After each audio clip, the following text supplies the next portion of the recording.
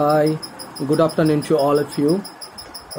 আজকে তোমাদের ক্লাস নেব third semester honours HISA CC5।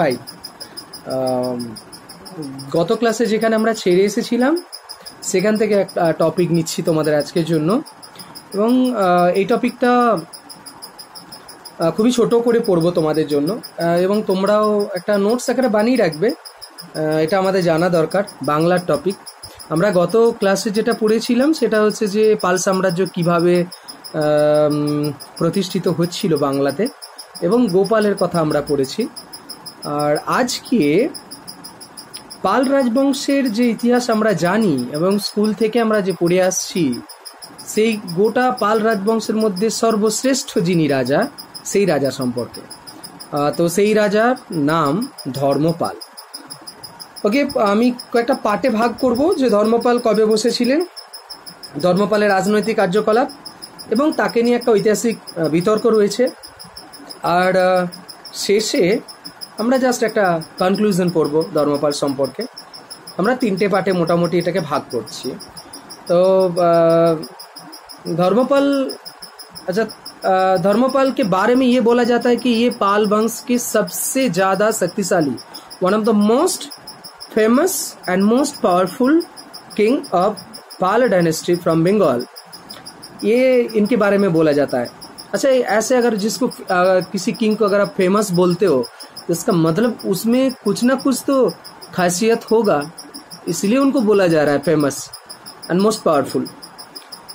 तो आज हम इस क्लास को करेंगे धर्मपाल के बारे में कि what was his contributions for the making of Pala dynasty in Bengal. So प्रश्नटा बांगलाय पाल साम्राज्येर प्रतिष्ठाय धर्मपालेर भूमिका। प्रथमे देखि पाल साम्राज्येर प्रतिष्ठा धर्मपालेर राजा पाल राजार সময়কালটা সম্পর্কে। বেশিরভাগ ঐতিহাসিকরা বলছেন যে পাল রাজার এই ধর্মপালের সময়কাল 770 থেকে 810 খ্রিস্টাব্দ, আবার কেউ কেউ বলছেন 775 থেকে 812 খ্রিস্টাব্দ পর্যন্ত। আচ্ছা, এই ধর্মপাল ছিলেন गोपालेर पुत्र। गोपाल का ये सन था, लड़का था ये धर्मपाल। उनका पिता का नाम था धर्मपाल का पिता का नाम था गोपाल। ये पूरी तरह से क्लियर है। ধর্মপালের যে রাজনৈতিক জীবন এবং রাজনৈতিক জীবনের যে সূচনা, সেই সূচনাতে আমরা বলি এবং আমরা স্কুল লেভেলেও পড়েছি, এই সময় একটা ভীষণ বড় ঘটনা ঘটছিল, সেটা হচ্ছে ত্রিশক্তি সংগ্রাম।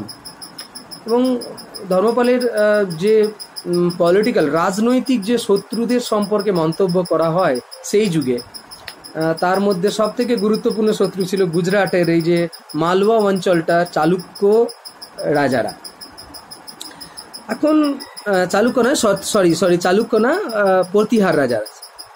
চালুক্য তো নিচের, মানে আমাদের সাউথে। তো এই প্রতিহার রাজারা, তো আমরা জানি যে ত্রিশক্তি সংগ্রাম যেটা হয়েছিল তিনটে রাজবংশের মধ্যে, একটা হচ্ছে যে বাংলার পাল, আর আমাদের ওয়েস্টার্ন সাইড অর্থাৎ আমাদের পশ্চিম ভারতের প্রতিহার, আর দক্ষিণ ভারতের রাষ্ট্রকূট রাজাদের মধ্যে দ্বন্দ্ব। এবং এই দ্বন্দ্বের মূল কারণ ছিল কনৌজ। কনৌজ অত্যন্ত গুরুত্বপূর্ণ স্থান ছিল, এবং তখনকার দিনে ধর্মপাল ছিলেন বাংলা রাজা। আমি বলে দিই, বাংলা তখনকার দিনে কিন্তু বাংলা বিহার এই মিলিত অংশটাই ছিল। এবং মানে পাল রাজা ধর্মপাল যখন বসছেন তখন সবাই টার্গেট করছেন, অর্থাৎ প্রতিহার রাজাও টার্গেট করছেন। প্রতিহার রাজার নাম ছিল তখন বৎসরাজ।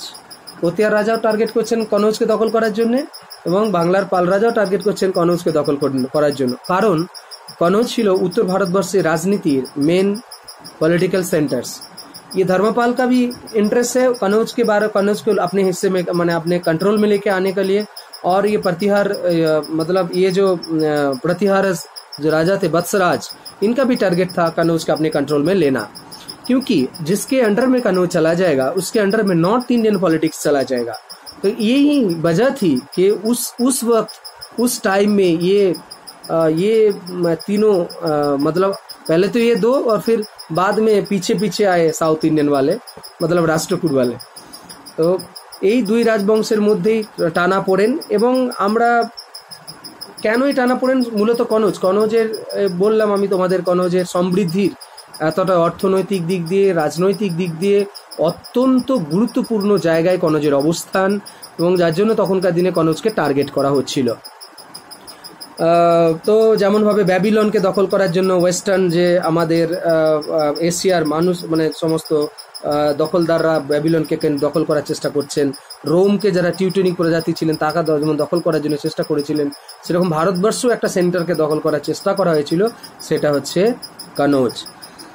তো এখন প্রথমে যেটা করা হয়েছিল যে ধর্মপাল প্রথমে মগধ দখল করেছিলেন, এবং মগধকে কন্ট্রোল করার পর তার মেন যে টার্গেট ছিল সেটা হচ্ছে মানে এলাহাবাদ পর্যন্ত যখন তিনি তার সেনাবাহিনী নিয়ে এগিয়ে যাচ্ছেন, ওইদিকে গুজরাট থেকে এগিয়ে আসছেন মেওয়ার, মানে আমাদের ওই অঞ্চলটা থেকে, যেটাকে আমি কিছুক্ষণ আগে বললাম আমাদের প্রতিহার রাজ, বৎসরাজ, এবং উনি এগিয়ে আসছেন যা বলে দোয়াব অঞ্চল, ওখানে উত্তরপ্রদেশের একটা অঞ্চল আছে, এবং দোয়াব অঞ্চলেতে ধর্মপাল এবং প্রতিহার রাজ বৎসরাজ এদের মধ্যে যুদ্ধ হচ্ছে, এবং বলা হয় এই যুদ্ধেতে ধর্মপাল নাকি পরাজিত হয়েছিলেন। আচ্ছা, আমরা এই ডিটেলসে যাওয়ার আগে, এই যুদ্ধটা যাওয়ার আগে আমি জাস্ট কিছু তোমাদের বলে দিই যে ধর্মপাল সম্পর্কে জানার জন্য আমাদেরকে এই যে ঘটনা, এরপরে যে যুদ্ধের ঘটনা জানা যাবে, এবং এই যে ঘটনাটা আমরা জানবো তারপরের ঘটনাগুলো কোথায় কোথায় রেফারেন্স রয়েছে ধর্মপাল সম্পর্কে। ধর্মপাল সম্পর্কে 3টে শিলালিপি বা ইনস্ক্রিপশনের কথা আমি তোমাদের বলবো, যেখান থেকে আমরা ধর্মपाल সম্পর্কে इंफॉर्मेशन पाচ্ছি। हम 3 इंस्क्रिप्शंस के बारे में बताएंगे जहां से हम लोग धर्मपाल के बारे में बहुत सारा इंफॉर्मेशन हम लोगों के पास हम लोग कलेक्ट कर सकते हैं।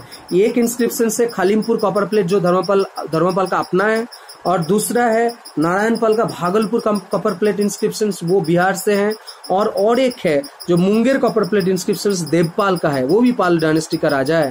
ये तीनों है, और অর্থাৎ প্রথম হচ্ছে খালিমপুর তাম্রশাসন ধর্মপালের নিজের, আর একটা হচ্ছে যে নারায়ণপালের, একটা হচ্ছে নারায়ণপালের যেটা মানে আমাদের ভাগলপুর কপার প্লেট, যেটা মানে আমি বললাম বিহারের, এবং আরেকটা কথা বললাম যে মোটামুটিভাবে আমাদের দেবপালের যেটা ওই যে মুঙ্গের কপার প্লেট। এবং এই 3টে কপার প্লেট ছাড়াও গুজরাটের একজন বিখ্যাত কবি ছিলেন সোড্ঢল, তার উদয় সুন্দরী কথা বলে একটি বিখ্যাত মানে কাব্য রয়েছে, সেই মানে কবি কাব্য রয়েছে, সেই কাব্য থেকেও আমরা ধর্মপাল সম্পর্কে অনেক তথ্য কিন্তু পেয়ে থাকি। सोड्ढल का भी एक कविताएं हैं और एक नोवेल है, तो वहाँ से एक हम लोगों को बहुत तरह की मतलब इन्फॉर्मेशन मिलते हैं। तो বৎসরাজের সঙ্গে ধর্মপালের ঝগড়া হলো, মানে মারপিট হলো, ফার্স্ট ব্যাটেল হলো কাকে নিয়ে? কনৌজকে দখল করাকে কেন্দ্র করে। कनौज को लेकर पहला युद्ध हुआ धर्मपाल और वत्सराज के अगेंस्ट, और इस युद्ध में धर्मपाल पराजित हो गए। और उसके बाद क्या हुआ, धर्मपाल, ऐसे बोला जाता है कि वत्सराज बांग्ला पर्यন্ত গৌড় পর্যন্ত এসেছিলেন, আমাদের যে মুর্শিদাবাদ মালদার যে গৌড়, সে গৌড় পর্যন্ত নাকি তিনি এসেছিলেন। এখন এটা নিয়ে কতটা সত্য কতটা মিথ্যা সেটা নিয়ে যথেষ্ট বিতর্ক রয়েছে। যদিও এই রকম অবস্থায় যেখানে বৎসরাজকে একদম কন্ট্রোল করা যাচ্ছে না, এরকম অবস্থায় হঠাৎ করে দক্ষিণ ভারত থেকে বিখ্যাত যে রাজবংশ আমাদের মহারাষ্ট্রের যে নিচের পাটেতে অংশত অবস্থান করছিল, মহারাষ্ট্র এবং মহারাষ্ট্রের পাট, এবং যেটাকে আমরা সাউথের দিকে বলতে পারি, ফার সাউথ না, তো ওখান থেকে राष्ट्रकूट राजवंशेर राजादेरों टारगेट छिलो कनौज के दखल करा। अच्छा, ये इन लोगों का भी इंटरेस्ट था कनौज को लेकर। क्यों था इंटरेस्ट? क्यों मतलब ये लोग बैलेंस बनाना चाहते थे, क्योंकि नॉर्थ इंडिया में अगर कनौज या तो वत्सराज के अंडर में चला जाएगा या तो धर्मपाल के अंडर में चला जाएगा, অর্থাৎ এই দুটো রাজার আন্ডারে যদি চলে যায় তাহলে কি হবে, এরা সাউথ ইন্ডিয়াতে রাষ্ট্রকূটরা সেই সময় অত্যন্ত শক্তিশালী রাজা রাজবংশ, one of the most powerful kingdoms they were. So এটা তাদের কাছে একটা প্রেস্টিজ ইস্যু হয়ে যেত যে তারা কনৌজকে দখল করতে পারলো না। এবং রাষ্ট্রকূট রাজার নাম পাওয়া যাচ্ছে এই সময়েতে, এবং সেই মানে রাজা যাকে অত্যন্ত গুরুত্বপূর্ণ রাজা বলা হচ্ছে, তিনি হচ্ছেন ধ্রুব।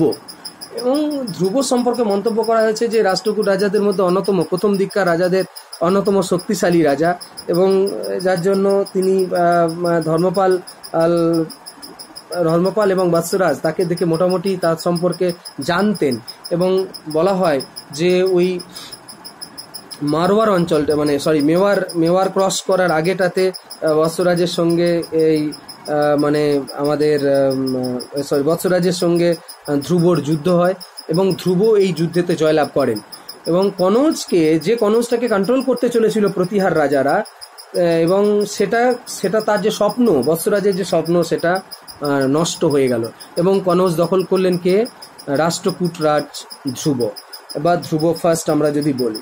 তো রাষ্ট্রকূট রাজ ধ্রুব সম্পর্কে মন্তব্য করা হয় যে ধ্রুব এটা খুব ভালো করে জানতেন যে তার রাজা साम्राज्य दक्षिण भारत है, ये बहुत अच्छी तरह जानते थे कि ध्रुव ने कनौज कंट्रोल करने के बाद, उनको वत्सराज को पराजित करने के बाद ये उनके दिमाग में था कि उनका कैपिटल तो वहां पर है साउथ में, तो ये ज्यादातर यहाँ पर रहेंगे नहीं। तो इसीलिए क्या हुआ, तो यहाँ पर एक आदमी को बिठा कर जाता है, वो उसका नाम है ইন্দ্রায়ুধ বলে একজন লোকাল রাজাকে তিনি কনৌজের সিংহাসনে বসিয়ে দিয়ে যাচ্ছেন যে তুমি দেখো এবং তুমি আমার স্বায়ত্ত শাসনের আন্ডারে থাকছো বসতা স্বীকারকারী, এবং তিনি দক্ষিণ ভারতে চলে যাচ্ছেন। এমত অবস্থায় তাহলে কি হলো, এবং আমি ধ্রুব সম্পর্কে মন্তব্য করে এটা ঐতিহাসিকরা নাকি বলছেন ধ্রুব নাকি বৎসরাজ ধর্মপালকেও নাকি পরাজিত করেছিলেন। যাই হোক, সেই বিষয়টার আমি অতটা ডিটেলস তথ্য পাওয়া যায় না, কিন্তু আমি যেটা বলছি যে এরপরে একটা দেখো উত্তর ভারতের রাজনীতিতে একটা ভ্যাকেন্ট পোস্ট তৈরি হয়ে গেল, অর্থাৎ যুদ্ধ হচ্ছিল ধর্মপাল আর বৎসরাজের মধ্যে।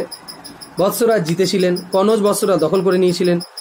এমত অবস্থাতে দক্ষিণ ভারত থেকে ধ্রুব এলেন রাষ্ট্রকূট রাজ, যে বৎসরাজকে পরাজিত করলেন এবং সঙ্গে থ্রেট দিলেন ধর্মপালকে, ওখান থেকে সরিয়ে দিলেন। দিয়ে তিনি ইন্দ্রায়ুধ বলে একজনকে ওখানে সিংহাসনে বসালেন, কনৌজের সিংহাসনে। এবার তিনি কি করলেন, যেহেতু দেখছেন যে তার পক্ষে উত্তর ভারতবর্ষে বেশি দিন থাকা সম্ভব নয়, এবং যার জন্য তিনি ওই কনৌজ ছেড়ে দিয়ে চলে যাচ্ছেন, এবং কনৌজ ছেড়ে দিয়ে চলে যাওয়ার পর আর তিনি সেখানে ইন্দ্রায়ুধকে বসিয়ে দেওয়ার পর যখন চলে যাচ্ছেন, তখন দেখো কনৌজের যিনি সিংহাসনে বসছেন ইন্দ্রায়ুধ, তার কিন্তু কোনো ক্ষমতা নেই, তিনি কিন্তু সাবঅর্ডিনেট রুলার্স। তো ধর্মপাল আবার সেনাবাহিনী নিয়ে যাচ্ছেন, ততদিনে বৎসরাজ মারা গিয়েছেন, এবং ধর্মপাল বিশাল সেনাবাহিনী নিয়ে গিয়ে বলা হয় কনৌজকে তিনি দখল করছেন।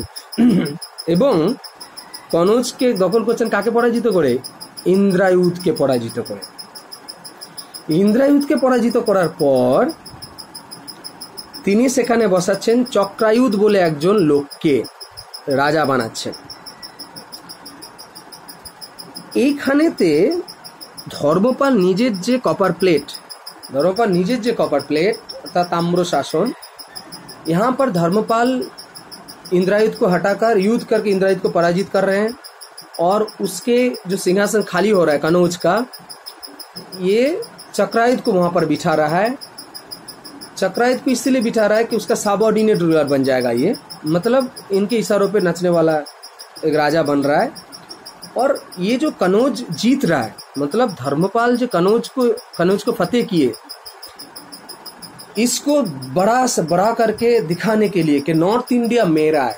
मतलब हमने कुछ देर पहले तुम लोगों को बोला कि जिसके पास कनौज होगा उसके पास सब कुछ होगा, नॉर्थ इंडियन पॉलिटिक्स होगा। इस बात को ज्यादा बड़ा चढ़ा के दिखाने के लिए धर्मपाल ने क्या किए, धर्मपाल ने एक सभा का आयोजन किए थे। ये बात एक सभार आयोजन करेছিলেন। ये बात कहाँ पर पता चला है? धर्मपाल ने अपना कॉपर प्लेट इंस्क्रिप्शंस जो है खालिमपुर ताम्रशासन, वहां पर बताया गया है कि हमने एक ऐसा মহাসমারোহ অনুষ্ঠান আয়োজন করছি যেখানে চক্রায়ুধ হবেন কনৌজের রাজা, এবং আশেপাশের তিনি 12 জন রাজাকে বলা হয় তিনি আমন্ত্রণ জানিয়েছিলেন এবং তার এই সেরেমনিতে অবস্থান করার জন্য, এবং তারা এসে এবং তাকে আশীর্বাদ করে গিয়েছিলেন চক্রায়ুধকে, অথবা তার সম্মানে, ধর্মপালের সম্মানে সেই সমস্ত রাজারা নাকি এসেছিলেন। 12 राजा, आसपास से 12 राजा आए थे।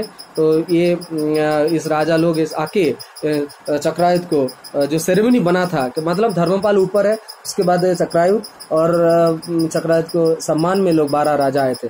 ये लोग कौन कौन थे, ये इनका डिटेल्स भी कालिमपुर ताम्रशासन में दिया गया है।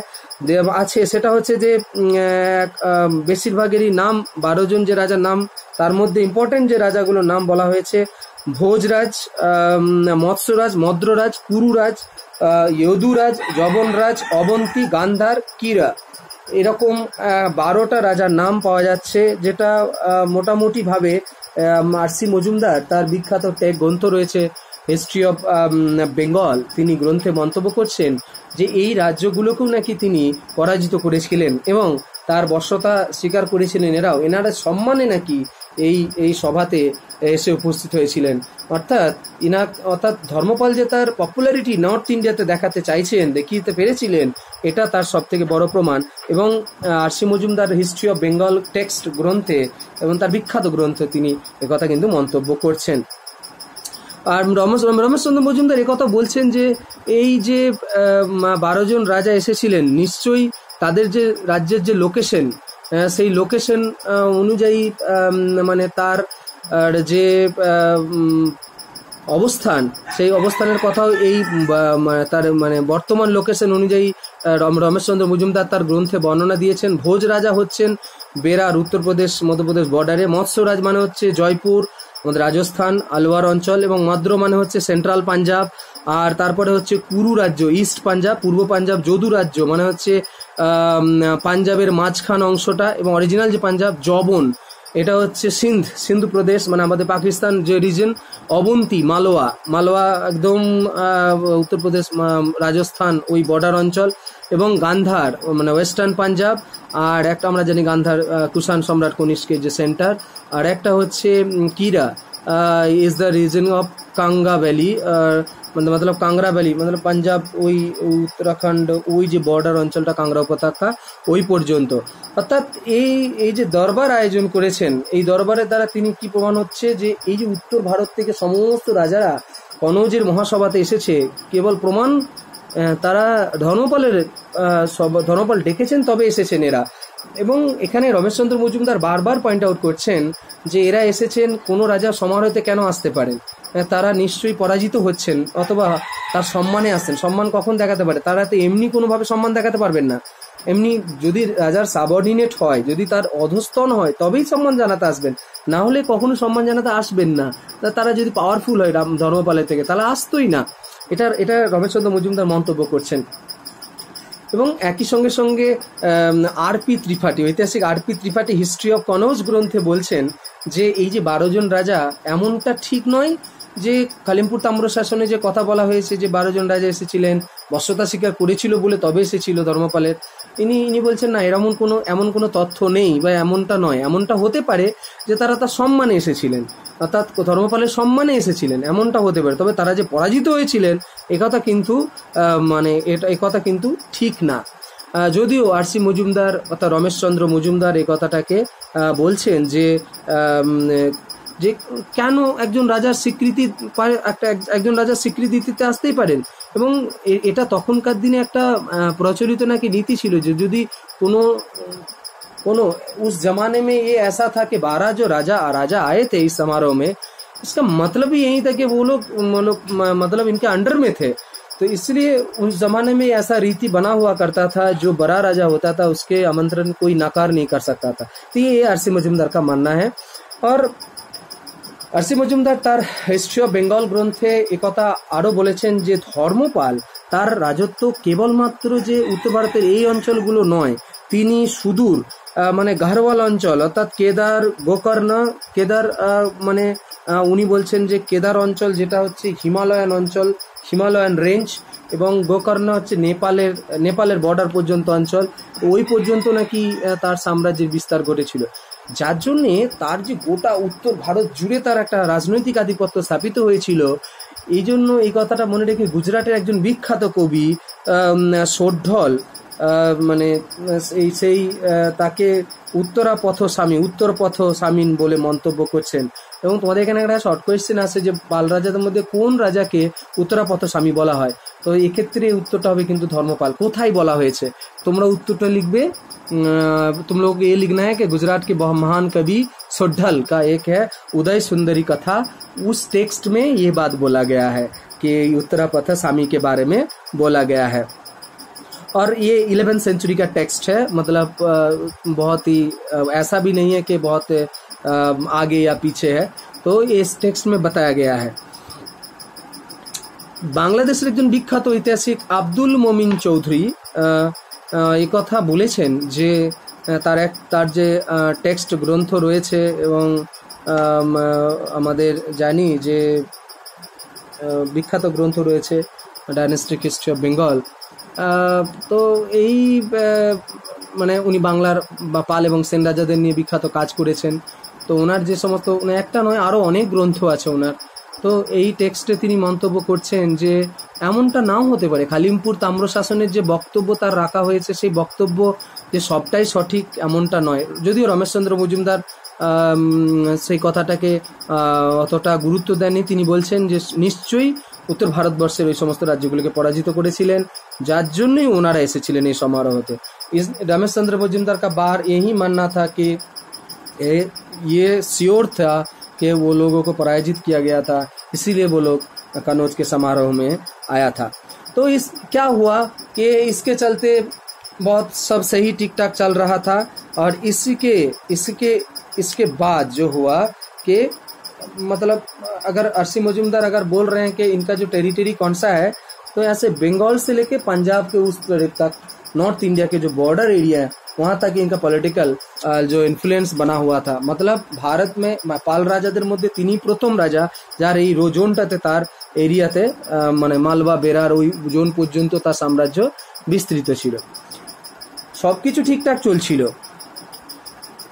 এমন অবস্থায় একটা ঘটনা ঘটছে, সেটা হচ্ছে বৎসরাজের কথা তোমাদের মনে আছে, প্রতিহার রাজা ছিলেন যিনি মারা গিয়েছিলেন, তার ছেলের নাম নাগভট্ট দ্বিতীয়, বা ইনি হচ্ছেন প্রতিহার রাজ বৎসরাজের ছেলে। অর্থাৎ এই সেই প্রতিহার যিনি গুজরাটের রাজা, গুজরাট রাজস্থানের বর্ডার অঞ্চলের, এবং সব থেকে ব্যাপার হচ্ছে যে তার বাবার মৃত্যুর প্রতিশোধ নিতে চাইছেন এবং তিনি কনৌজ দখল করতে চাইছেন। তার মেন উদ্দেশ্য আবার সে কনৌজ, এখানে কনৌজে তো অলরেডি তো চক্রায়ুধকে বসেই রেখেছেন এই যে আমাদের ধর্মপাল। হচ্ছেটা কি, বিরাট সেনাবাহিনী নিয়ে এবং आसपास छोटोखाटो राजाদেরকে নিয়ে नागभट्ट सेकंड जो है वो मतलब वो बत्सराज के पुत्र है, वो जो पहले पतिहार राज हुआ करते थे उसका ही पुत्र है। इनका भी टारगेट बन गया कनौज के अपने कंट्रोल में लेना, क्योंकि ये हम बार बार आप लोगों को मतलब तुम लोगों को बोल रहे हैं कि ये जिसके पास कनौज होगा नॉर्थ इंडियन पॉलिटिक्स जो है वो उनके अंडर में चला जाएगा।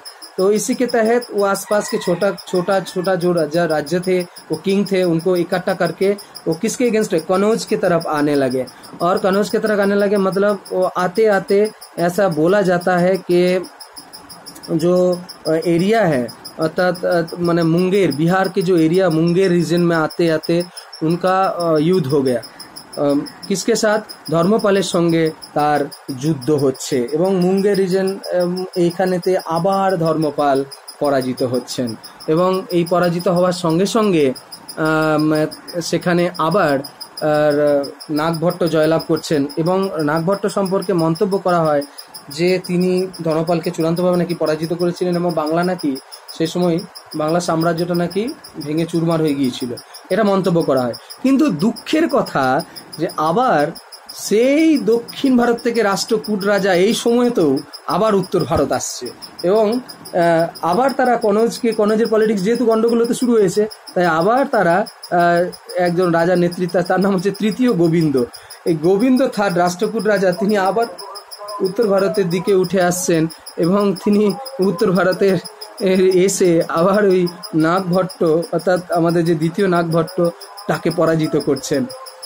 এবং अगेन ये सिचुएशन बन रहा है कि वो ज़्यादा देर तक यहाँ पर नहीं रह रहा है, বেশি দিন থাকছেন না উনি, মানে হচ্ছেটা কি মানে বেশি দিন না থাকার জন্য উনি কি করলেন আবার দক্ষিণ ভারতে চলে গেলেন, কারণ তার পক্ষে তো সম্ভব নয় কন্ট্রোল করা। আবার এই দুর্বলতার সুযোগ নিয়ে নাগভট্টকে তিনি তার ওই যে দ্বিতীয় নাগভট্টকে তার রাজস্থানের রাজপুতানার ওই এরিয়াতে আবার পার করে দিয়ে এলেন, মানে আমি বলছি গোবিন্দ থার্ড। এদিকে ধর্মপালকেও নাকি থ্রেট দেওয়া হয়েছে, ধর্মপালও বাংলার একদম গৌড় এলাকায় চলে এসেছেন। আবার পোস্ট ভ্যাকেন্ট হয়েছে কনৌজে। এটা ঐতিহাসিকরা বলছেন যে ধর্মপাল কিছুদিনের জন্য আবার কনৌজ দখল করেছিলেন এবং তিনি মারা যাওয়ার আগে পর্যন্ত তিনি নাকি কনৌজেরই তার আন্ডারেতে ছিল। এখন লাস্ট তোমাদের একটা যে গোয়ালিয়র ইনস্ক্রিপশনস ভোজের কথা বলা হয় মধ্যপ্রদেশে গোয়ালিয়রে, এবং সেখানে নাকি মন্তব্য করা হয়েছে যে ধর্মপাল টোটালি মানে কনৌজের কন্ট্রোল হারিয়ে ফেলেছিলেন গোবিন্দ থার্ডের আক্রমণের পর। তবে আরসি মজুমদার যেটা বারবার বলছেন যে এটা অনেক পরে প্রতিহার রাজ একজন বিখ্যাত রাজার নাম পাওয়া যাচ্ছে, তার নাম ভোজ। সেই ভোজ অনেক পরের রাজা। ভোজ যখন রাজত্ব করছেন তখন নাকি পাল রাজারা আর কনৌজকে কন্ট্রোল করতে পারেনি, কনৌজ প্রতিহারদের আন্ডারে চলে গিয়েছিল। তোমাদের এই নিয়ে একটা বড় কোশ্চেন তো আছেই, তোমাদের নেক্সট ক্লাস হবে, এবং এই যে আমাদের ত্রিশক্তি সংগ্রাম হয়েছিল এতে শেষ পর্যন্ত জিতেছিল কে, তো এই বিষয় নিয়ে আরো ডিটেলস ওটাতে তোমাদের আলোচনা হবে। তো এর ফলে কি হচ্ছে, ধর্মপাল মারা যাওয়ার আগে পর্যন্ত মানে তিনি অত্যন্ত গৌরবের সঙ্গে জীবনযাপন করেছিলেন, এবং যার জন্য মানে RC Majumdar history of Bengal গ্রন্থে বারবার তিনি মন্তব্য করছেন যে কনক্লুশনের এক পার্টে যাওয়ার আগে আমি জাস্ট অ্যাচিভমেন্টস হিসেবে বলে নিই যে তিনি একমাত্র বাংলার রাজা যিনি উত্তর ভারতে যে শশাঙ্ক এতদিন ধরে যা স্বপ্ন ছিল, কারণ ত্রিশক্তি সংগ্রাম যখন পড়বে তখন তোমরা বুঝতে পারবে, এবং হর্ষবর্ধনের সঙ্গে যে লড়াই হয়েছিল শশাঙ্কের, তার উদ্দেশ্য ছিল কনৌজকে দখল করা। সেই স্বপ্নটা কোনো না কোনো জায়গায় বাঙালি রাজা হিসেবে ये बंगाल का किंग होकर ये वो जो सपना शशांक ने देखा था कनौज को कंट्रोल करने के लिए, ये सपना पूरा किया। किसने पूरा किया? धर्मपाल ने पूरा किया। तो इसलिए गुजरात के जो कवि हमने बोला सुड्ढल ने बोला इनको कि लॉर्ड ऑफ उत्तरापथ और उत्तरापथ शामीन। उत्तरापथ शामीन किसको बोला जाता है? उत्तरापथ मतलब नॉर्थ इंडियार उत्तर भारतवर्षेर समस्त राज्येर যিনি অধিপতি হবেন তাকে বলা হয় Uttarapath Swami means the husband.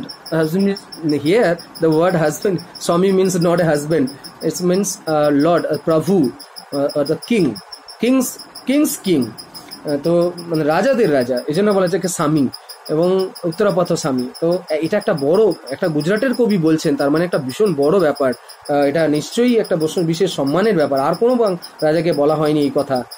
তো ধর্মপাল সম্পর্কে বলা হয় ধর্মপাল একদম ব্যক্তিগতভাবে বুদ্ধিস্ট ছিলেন, এবং তিনি তার একটা বড় উপাধি ছিল বিক্রমশীল দেব, যার জন্য তার নামে সেই সময়তে বেশ কিছু তিনি বুদ্ধিস্ট প্রতিষ্ঠানও স্থাপন করে গিয়েছিলেন। একটা হচ্ছে বিক্রমশিলা মহাবিহার, যেটা আমাদের মগধেতে রয়েছে, আর একটা মনাস্ট্রি ছিল ওদন্তপুরী মহাবিহার এবং সোমপুরা মহাবিহার, তিনটে করেছিলেন। একটা হচ্ছে বিক্রমশিলা, ওদন্তপুরী আর সোমপুরা মহাবিহার। এবং একই সঙ্গে বিখ্যাত স্কলার হরিভদ্র তার সময়কালের বলা হয় বিখ্যাত বুদ্ধিস্ট পণ্ডিত ছিলেন।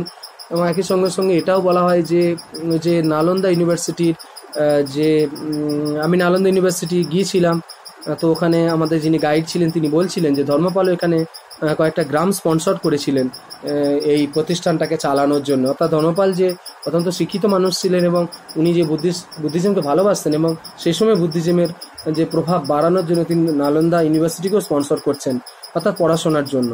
तो वहाँ का जो सिस्टम चलाने के लिए स्पॉन्सर भी किए थे, मतलब 11 गांव ऐसे आसपास कुछ था, गाइड ने बताए थे, तो ये उन्होंने स्पॉन्सर किए थे।